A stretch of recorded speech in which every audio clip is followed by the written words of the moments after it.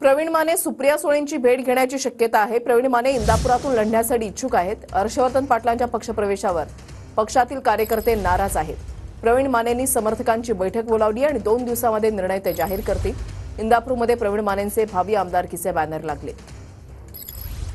माजी मंत्री हर्षवर्धन पाटील राष्ट्रवादी काँग्रेस शरदचंद्र पवार पक्षात प्रवेश करणार हे जवळपास निश्चित झालेले आहे। परंतु प्रवीण माने देखील इच्छुक असल्याने साहजिकच यामुळे चर्चांना मोठ्या प्रमाणात उधाण आलेलं पाहावयास मिळत आहे। आणि प्रवीण माने राष्ट्रवादी काँग्रेसमधून उमेदवारी मिळणार का आणि एकंदरीत हर्षवर्धन पाटील आणि राष्ट्रवादीमध्ये प्रवेश केल्यानंतर मोठ्या प्रमाणात निष्ठावंतांची देखील संख्या आहे आणि त्यामुळे प्रवीण माने यांनी सोनाई उद्योग समूहासमोर जो भावी आमदार असा बॅनर त्यांच्या नावाने लागलेला आहे। साहजिकच त्यामुळे येणाऱ्या काळात कशा पद्धतीने कुणाला तिकीट मिळणार हे देखील तितकंच पाहणं महत्त्वाचं ठरणार आहे। परंतु सद्यस्थितीत तरी सोनाई उद्योग समूहासमोर प्रवीण माने यांचा भावी बॅनर लागलेला आहे। त्यामुळे इंदापूर तालुक्यात मोठ्या प्रमाणात चर्चांना उधाण आलेलं पाहावयास मिळत आहे।